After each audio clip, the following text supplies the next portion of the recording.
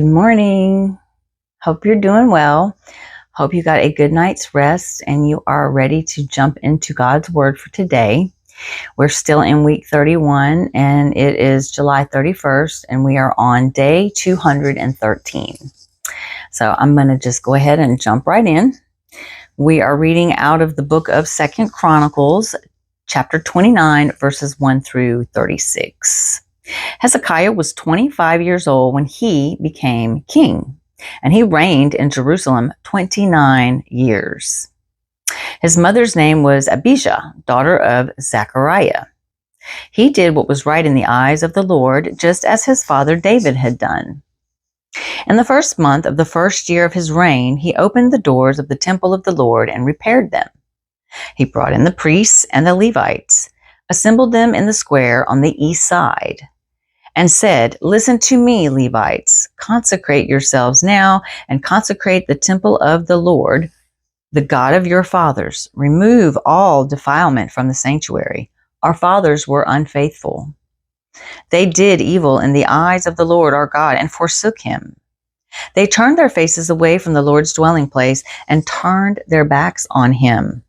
They also shut the doors of the portico and put out the lamps. They did not burn incense or present any burnt offerings at the sanctuary to the God of Israel. Therefore, the anger of the Lord has fallen on Judah and Jerusalem. He has made them an object of dread and horror and scorn, as you can see with your own eyes. This is why our fathers have fallen by the sword and why our sons and daughters and our wives are in captivity. Now I intend to make a covenant with the Lord, the God of Israel, so that his fierce anger will turn away from us. My sons, do not be negligent now, for the Lord has chosen you to stand before him and serve him, to minister before him, and to burn incense." Then the Levites set to work from the Kohathites, Mahath, son of Amasai, and Joel, son of Azariah. From the Merarites, Kish, son of Abdi, and Azariah, son of Jehaleel. From the Gershonites, Joah, son of Zima, and Eden, son of Joah. From the descendants of Elizaphan, Shimri, and Jael. From the descendants of Asaph, Zechariah, and Mattaniah. From the descendants of Heman, Jehiel, and Shemaiah. From the descendants of Jeduthun, Shemaiah, and Uziel. When they had assembled their brothers and consecrated themselves, they went in to purify the temple of the Lord, as the king had ordered, following the word of the Lord. The priests went into the sanctuary of the Lord to purify it. They brought out to the courtyard of the Lord's temple everything unclean that they found in the temple of the Lord. The Levites took it and carried it out to the Kidron Valley. They began the consecration on the first day of the first month, and by the 8th day of the month they reached the portico of the Lord. For 8 more days they consecrated the temple of the Lord itself, finishing on the 16th day of the first month. Then they went in to King Hezekiah and reported, "We have purified the entire temple of the Lord, the altar of burnt offering with all its utensils, and the table for setting out the consecrated bread with all its articles. We have prepared and consecrated all the articles that King Ahaz removed in his unfaithfulness while he was king. They are now in front of the Lord's altar." Early the next morning, King Hezekiah gathered the city officials together and went up to the temple of the Lord. They brought 7 bulls, 7 rams, 7 male lambs, and 7 male goats as a sin offering for the kingdom of the sanctuary and for Judah. The king commanded the priests, the descendants of Aaron, to offer these on the altar of the Lord. So they slaughtered the bulls, and the priests took the blood and sprinkled it on the altar. Next, they slaughtered the rams. Next, they slaughtered the rams and sprinkled their blood on the altar. Then they slaughtered the lambs and sprinkled their blood on the altar. The goats for the sin offering were brought before the king and the assembly, and they laid their hands on them. The priests then slaughtered the goats and presented their blood on the altar for a sin offering to atone for all Israel, because the king had ordered the burnt offering and the sin offering for all Israel. He stationed the Levites in the temple of the Lord with cymbals, harps, and lyres in the way prescribed by David and Gad, the king's seer, and Nathan, the prophet. This was commanded by the Lord through his prophets. So the Levites stood ready with David's instruments and the priests with their trumpets. Hezekiah gave the order to sacrifice the burnt offering on the altar. As the offering began, singing to the Lord began, also accompanied by trumpets and the instruments of David, king of Israel.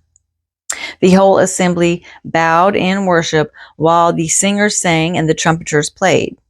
All this continued until the sacrifice of the burnt offering was completed.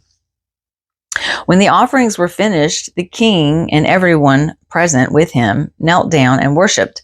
King Hezekiah and his officials ordered the Levites to praise the Lord with their words of David and of Asaph, the seer.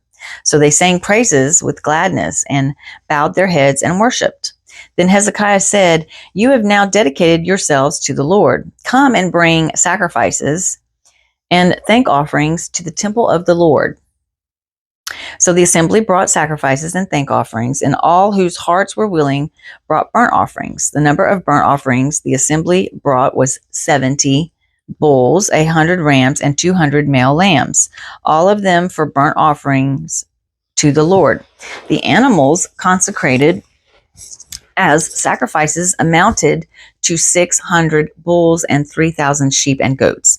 The priests, however, were too few to skin all the burnt offerings, so their kinsmen, the Levites, helped them until the task was finished, and until other priests had been consecrated. For the Levites had been more conscientious in consecrating themselves than the priests had been.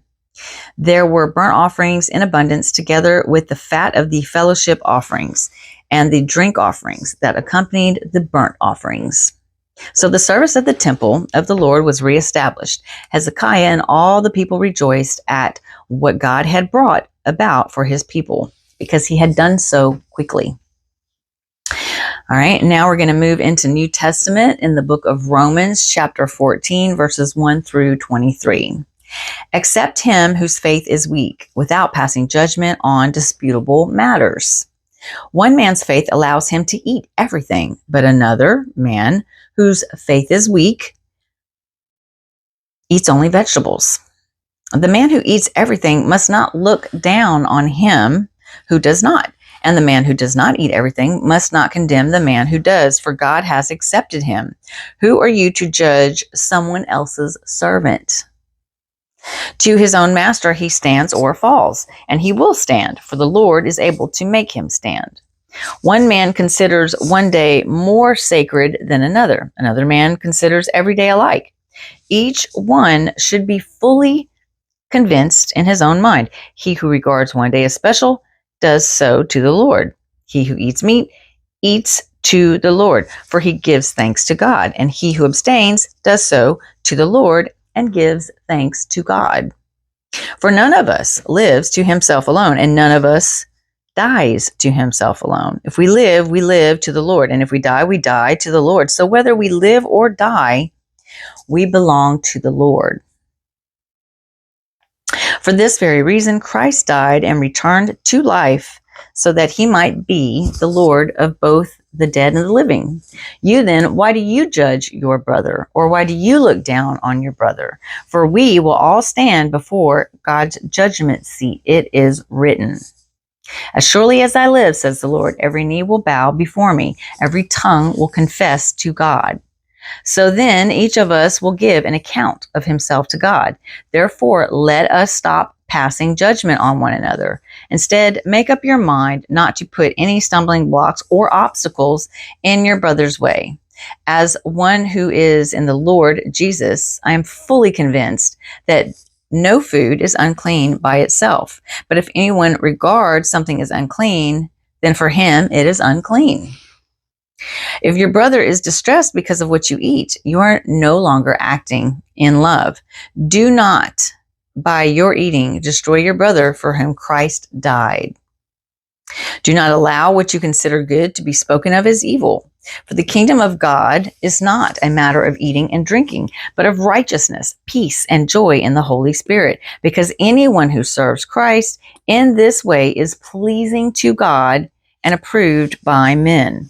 Let us therefore make every effort to do what leads to peace and to mutual edification. Do not destroy the work of God for the sake of food. All food is clean, but it is wrong for a man to eat anything that causes someone else to stumble. It is better not to eat meat or drink wine or to do anything else that will cause your brothers to fail. So whatever you believe about these things, keep between yourself and God. Blessed is the man who does not condemn himself by what he approves. But the man who has doubts is condemned if he eats, because his eating is not from faith.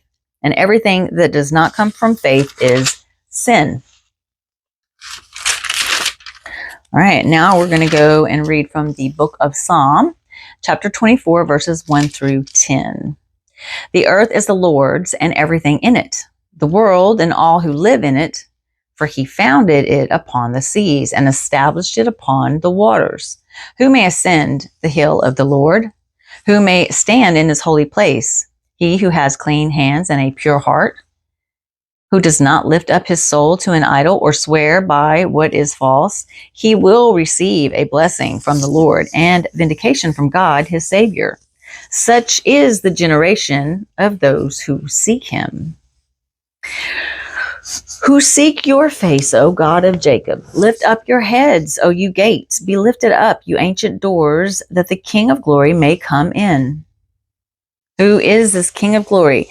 The Lord strong and mighty, the Lord mighty in battle. Lift up your heads, O you gates. Lift them up, your ancient doors, that the King of glory may come in.